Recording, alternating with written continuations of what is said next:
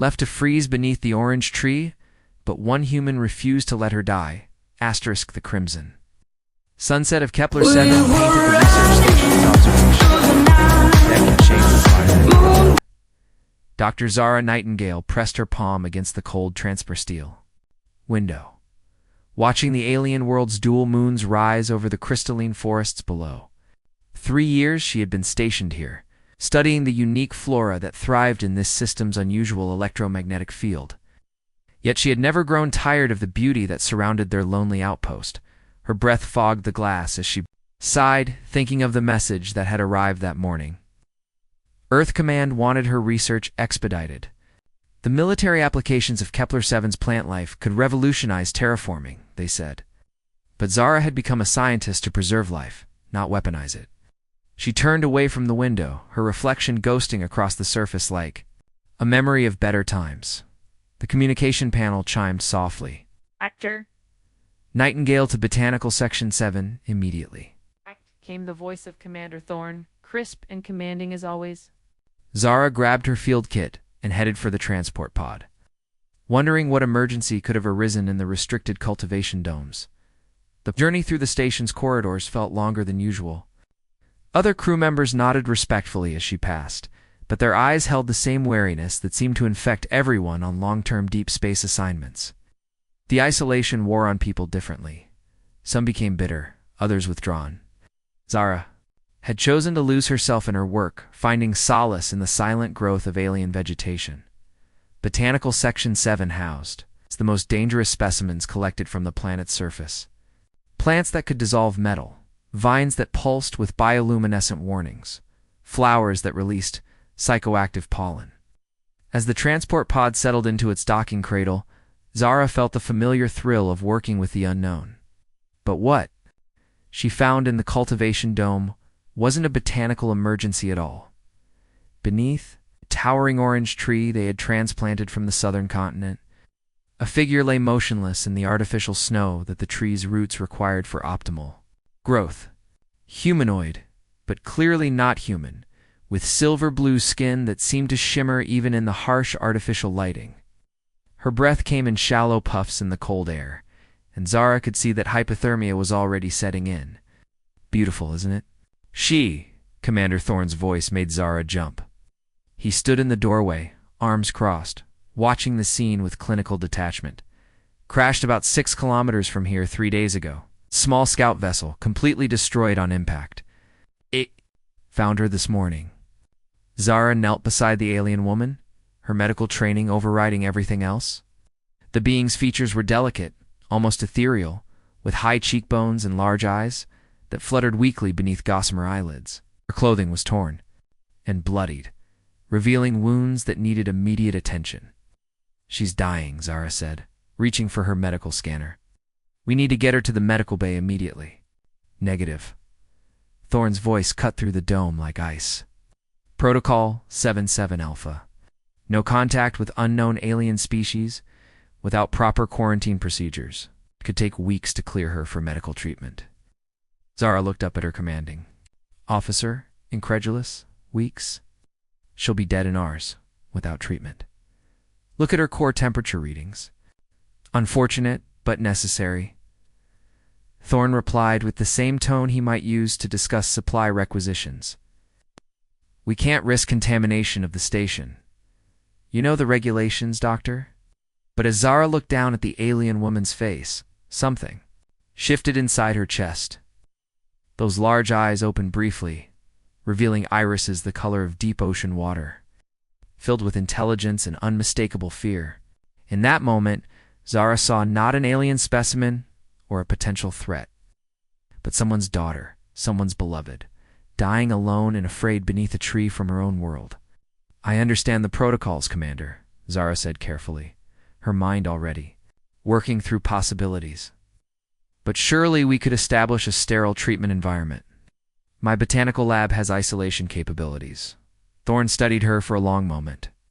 You're getting emotionally involved, Doctor. It's dangerous out. Here, the answer is no. We document her condition and let nature take its course. As the commander turned to leave, Zara made a decision that would change everything. looked down at the dying woman and whispered, "Not on my watch." But the botanical laboratory had never been designed as a medical facility, but Zara worked through the night to transform it into something that could sustain alien life. She had waited until the night shift began, when most of the crew would be asleep or focused on their own duties. Moving the alien woman had been the hardest part, requiring her to fashion a makeshift stretcher from laboratory equipment. Now, 12 hours later, the woman lay on Zara's converted examination table, her silver-blue skin gradually warming under the carefully calibrated heat lamps. Zara had spent hours analyzing tissue samples, blood chemistry, and cellular structure, marveling at the elegant complexity of Faldari physiology. That was the woman's species name, according to the linguistic analysis of her few conscious utterances. Nyx, the alien woman, had whispered during one of her brief periods of wakefulness, pressing a slender hand to her chest. Her name, Zara. Realized, in the first word of Faldari she had learned, the healing process had been painstakingly slow. Nyx's metabolism operated differently than human biology, requiring careful adjustments to every medication and treatment. But Zara found herself fascinated by the challenge, staying awake for 36 hours straight as she monitored vital signs and adjusted treatment protocols. It was during the second day that Nyx finally regained full consciousness. Her ocean-deep eyes opened slowly, taking in the unfamiliar surroundings with obvious confusion and fear. When her gaze fell on Zara, who was adjusting the nutrient drip connected to her arm, she tried to pull away. "Easy," Zara said softly, raising both hands to show she meant no harm. "You're safe. Yeah, I'm helping you." Nyx studied her with those remarkable eyes, and Zara felt something electric pass between them. The alien woman's features were undeniably beautiful, with an ethereal quality that made Zara's breath catch. But beyond physical attraction, there was an intelligence there, a depth that spoke of rich inner life and complex emotions. "Why?" Nyx asked, her voice carrying a melodic quality despite its weakness. Her English was accented but clear. "Your people, they would let me die." Zara moved closer, drawn by an impulse she couldn't quite name. "Not all of us. I'm a scientist. I took an oath to preserve life, not judge its worth based on origin." Over the following days, as Nyx grew stronger, they began to truly communicate. The Faldari woman was remarkably intelligent, quickly picking up nuances of human language and culture.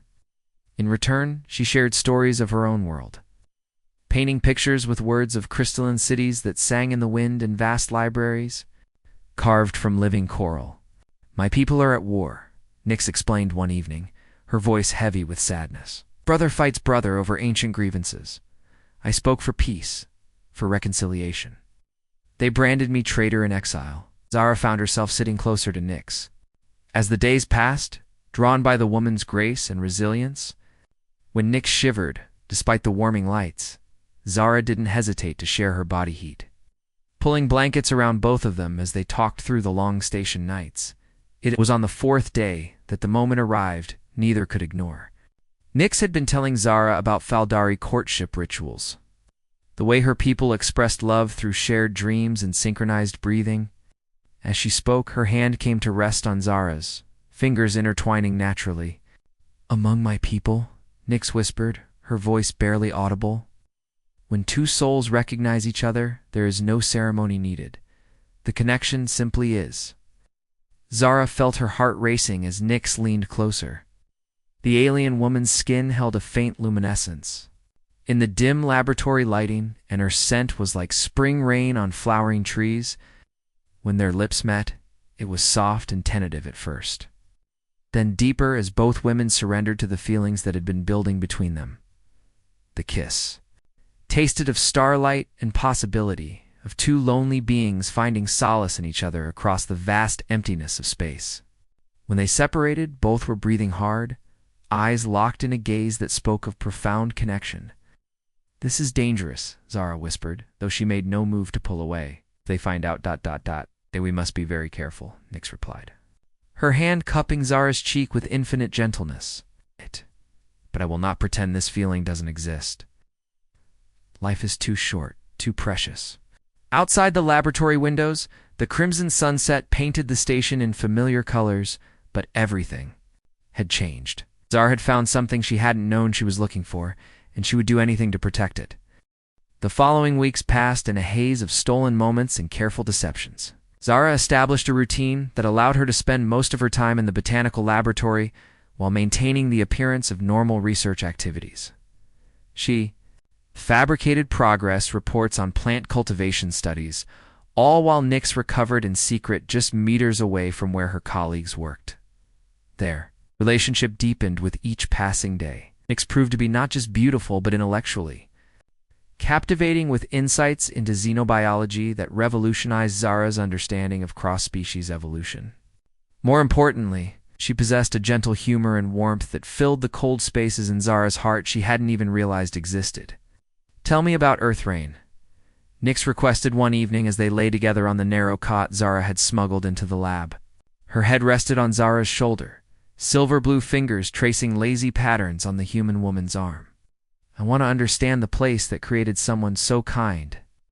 Zara smiled, running her fingers through Nyx's hair, which felt like silk and moved with an almost liquid quality. "It's different in every region. Where I grew up in Oregon, it was gentle most of the time. Soft drops that would mist through the forest canopies and make everything smell green and alive." Green Nyx repeated thoughtfully. "Your world must be very beautiful, on Valdara, our rain falls silver, carrying minerals from the crystal mountains. Children dance in it during the harmony season." They talked for hours about their different worlds, their dreams, their fears. Nyx shared the pain of being exiled from everything she had ever known, while Zara opened up about the loneliness that had driven her to seek meaning among the stars. In each other, they found not just love, but completion.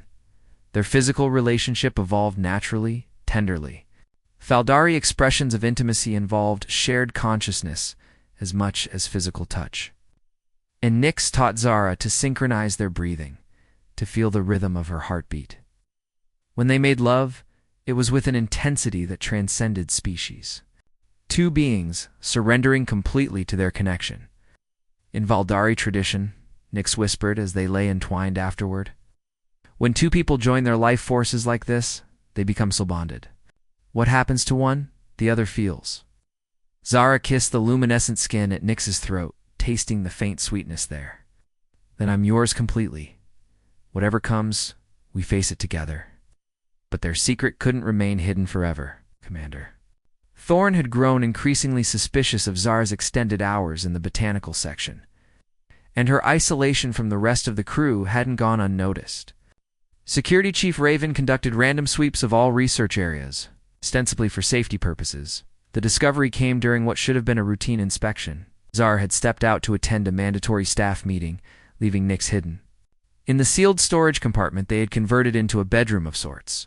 But the meeting ran long, and when Zara returned, she found Thorn and Raven standing over Nyx, who had been discovered when thermal scanners detected her body heat signature. "Well, well," Thorn said, his voice dripping with cold satisfaction. "Dr. Nightingale, you've been harboring a fugitive alien in violation of about 17 different regulations. Care to explain?" Nyx stood with dignity despite her vulnerable position, meeting Thorn's gaze without flinching. She had insisted on learning human military protocols during her recovery, and now she stood at attention like a prisoner of war. "Accepting her fate? Commander, I can explain," Zara began, but Thorn cut her off with a sharp gesture. "The explanation is quite obvious, Doctor. You've compromised station security, violated quarantine protocols, and apparently developed an unhealthy emotional attachment to a potentially dangerous alien entity." His eyes moved between them, taking in their obvious intimacy with disgust. This creature could be carrying pathogens, could be a spy, could be any number of threats. "She's not a creature," Zara said fiercely, moving to stand beside Nyx. "The name is Nyx. She's a refugee fleeing civil war, and she's done nothing but try to survive." Raven stepped forward, hand resting on her sidearm. "Commander, protocol requires immediate detention and preparation for deportation. The next supply ship leaves for the neutral zone in 48 hours. Nyx reached for Zara's hand, their fingers intertwining in a gesture of unity that spoke volumes. "I understand your fear," she said to Thorn, her voice calm despite the circumstances. But Zara has shown me that not all humans judge based on appearance or origin. Perhaps there is hope for peace between our peoples after all. Thorn's expression hardened. There will be no peace with your kind as long as I command this station. Dr. Nightingale. You're confined to quarters pending disciplinary hearings. Security will escort our guest to detention level 7. As the guards moved to separate them, Zara squeezed Nyx's hand tighter. In that touch, she felt the Valdari woman's calm strength, her acceptance of whatever fate awaited them. But Zara Wasn't ready to accept anything, not when she had finally found love among the stars. This isn't over, she whispered as they were pulled apart. Nyx's ocean-deep eyes held hers until the last possible moment. Remember our bond? She called out. What happens to one ... The other feels, Zara finished, her heart breaking and hardening simultaneously. Detention level 7 was a sterile nightmare of white walls and constant surveillance. But Zara's botanical expertise had given her intimate knowledge of the station's life support systems. While Nyx was being processed through detention, Zara used her override codes to access the environmental controls from her quarters. She had exactly 36 hours before the supply ship arrived to take Nyx away forever. 36 hours to figure out how to save the woman she loved from deportation to a war zone where she would certainly face execution as a traitor. The plan that began forming in her mind was desperate, dangerous, and would cost her everything she had built over 15 years of service to Earth Command.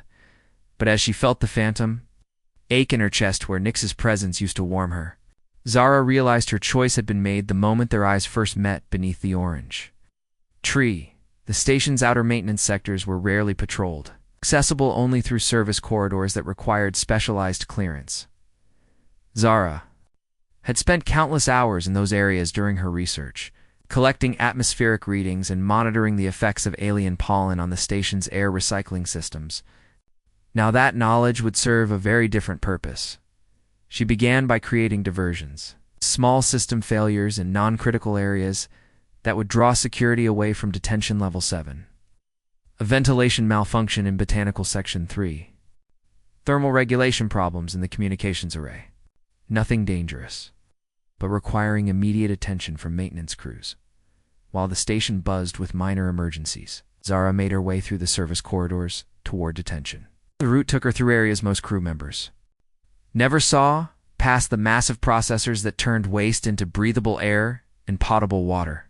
It was here, in the mechanical heart of their artificial world, that she truly understood how fragile their existence was.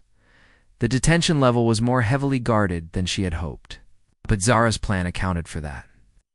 She had programmed a cascading failure in the detention block's environmental systems.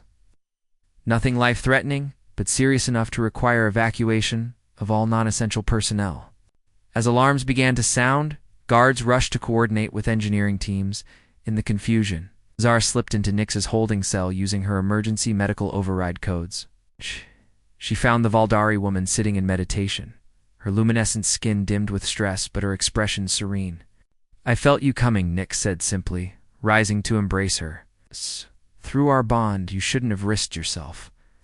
We're getting out of here, Zara said urgently, pulling away to look into those ocean-deep eyes. I've accessed the emergency evacuation pods in Sector 12. If we can reach them without being detected, we can make it to the planet's surface. Nyx cupped Zara's face in her hands, the gesture infinitely gentle despite their desperate circumstances. My beloved human, you don't understand. If we run, you become a fugitive too. Earth Command will never stop hunting us. Then we'll keep running, Zara replied fiercely. Together, I won't let them send you back to die. The evacuation pod bay was a 20-minute journey, through maintenance corridors that grew increasingly treacherous as they moved toward the station's outer hull. They could hear search teams beginning to organize behind them, Security Chief Raven's voice echoing through the communication system as she coordinated the manhunt. When did you know? Nyx asked, as they climbed through a service shaft toward the pod bay. When did you know you would risk everything? Zara paused in her climbing, looking down at the woman following her. Even in the harsh utility lighting, Nyx was breathtaking. Her alien features somehow more beautiful for their otherworldly quality. The moment I saw you dying under that tree, Zara admitted, Something in me recognized something in you. Maybe it was love at first sight, or maybe it was destiny. I just knew I couldn't let you die. They reached the pod bay as the first security teams began checking the maintenance areas. The evacuation pods were designed for emergency evacuation to the planet's surface, equipped with basic survival gear and enough fuel for a one-way trip. Once they launched, there would be no going back. As they prepared the pod for launch, alarms began blaring throughout the station. Commander Thorne's voice echoed over the intercom. "Attention all personnel. Dr. Zara Nightingale is wanted for questioning regarding the escape of the detained alien. She is considered dangerous and should not be approached." "It's dangerous," Nix repeated with a soft laugh. "They don't know how right they are. A human willing to sacrifice everything for love is the most dangerous force in the universe." The pod bay doors began to open, revealing the crimson sky of Kepler-7 beyond. In moments they would be free, but also completely alone in an alien wilderness with no hope of rescue or return. Zara looked at Nix one last time before initiating the launch sequence. "No regrets?" Nix leaned forward and kissed her deeply. Passionately, their bodies pressed together in the cramped pod as the stars wheeled beyond the viewport. "Only that it took so long to find you," Nix whispered against her lips. The pod launched into the alien sunset, carrying them toward an uncertain future, but together at last. The evacuation pod streaked through Kepler-7's atmosphere like a falling star, its heat shields glowing cherry red as they descended toward the crystalline forests below. Zara fought to maintain control as alien winds buffeted their small craft, while Nix used her knowledge of the planet's weather patterns to guide them toward the safest landing zone. They crashed in a clearing beside a river that flowed silver in the alien moonlight, the pod's emergency systems automatically deploying survival equipment as they stumbled from the wreckage. Above them, the research station was a distant star against the crimson sky, but Zara could already see the bright flares of pursuit ships being launched. "They'll have tracking teams on the ground within hours," Zara said, shouldering a pack of emergency supplies. "We need to get as far from the crash site as possible." But Nix was standing perfectly still, her face turned up to the alien sky with an expression of wonder. Tears of joy streamed down her luminescent cheeks as she breathed deeply of the night air. "Do you smell that?" she whispered. "My home. This planet smells like home." Zara realized that, despite her scientific studies of Kepler-7's ecosystem, she had never truly experienced the world beyond the station's sterile corridors. Now, breathing the sweet air that carried hints of exotic pollens and mineral-rich soil, she began to understand why Nix had looked so heartbroken during her exile. They trekked through the night, following game trails that wound between towering trees whose leaves chimed softly in the alien breeze. Nix moved with growing confidence as her connection to the natural world reasserted itself, guiding them away from the search teams and toward the wild places where no human had ever walked. By dawn, it reached the foothills of the Crystal Mountains Nix had described so lovingly. Here, ancient formations of living stone hummed with harmonic frequencies that made the air itself seem to sing. It was in a cave formed by these resonant crystals that they finally stopped to rest. "We can't run forever," Zara said as they shared rations from the emergency pack. "Eventually they'll find us, or we'll run out of supplies." Nix smiled, her expression holding secrets. "Who says we need to run forever? I told you my people were at war, but I didn't tell you everything. There are others like me, exiles and pacifists, who fled to the outer worlds. They've been building something new out here. A community where species can coexist in peace." She pointed toward the distant peaks where the morning light revealed structures that seemed to grow from the living stone itself. New Valdara, a city, built by refugees from a dozen worlds, all seeking the same thing we are: acceptance, understanding, love. The trek to New Valdara took 3 days, but they were the most beautiful days of Zara's life. Away from the station's artificial environment, she experienced Kepler-7 as it truly was, a world of incredible diversity and beauty, where crystalline streams sang lullabies and flowers bloomed in colors that had no names in human language. More importantly, she watched Nix come alive again. her natural grace and joy returning as she reconnected with the world she had been forced to leave. They made love beneath alien stars, their bodies intertwining as the aurora danced overhead in sheets of silver and gold. The city of New Valdara was unlike anything Zara could have imagined, built into and around the living crystal formations. It seemed to grow from the mountain itself. Beings from a dozen species walked the crystal streets together, their differences celebrated rather than feared. Humans worked alongside insectoid Arthurians, while gaseous entities from the outer nebulae communicated with crystalline beings through harmonic resonance.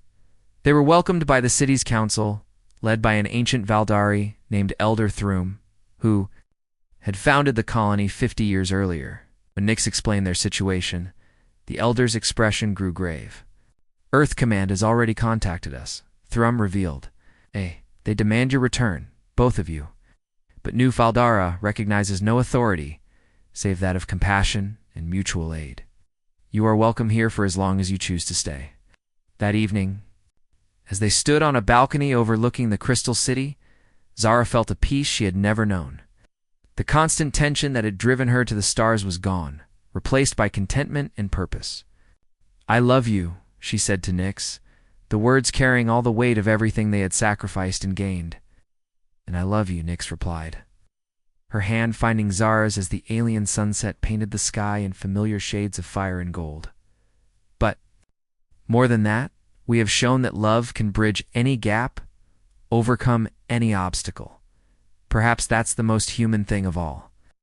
In the months that followed, their love story became legend throughout the outer colonies.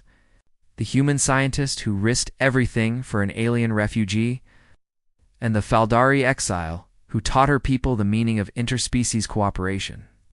Their example inspired others to look beyond the barriers of species and culture, to find the common ground that existed in every beating heart.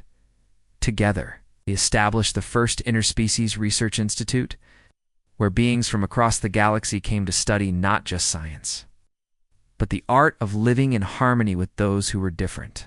Their love had become something larger than themselves, a beacon of hope in a universe too often divided by fear and misunderstanding, and, beneath the orange tree they had transplanted to New Valdara's central garden, Zara and Nyx pledged there. Love eternal, surrounded by friends from a dozen worlds who had learned that the heart recognizes no boundaries, save those we create ourselves. Love, they had proven, truly was the most powerful force in the universe.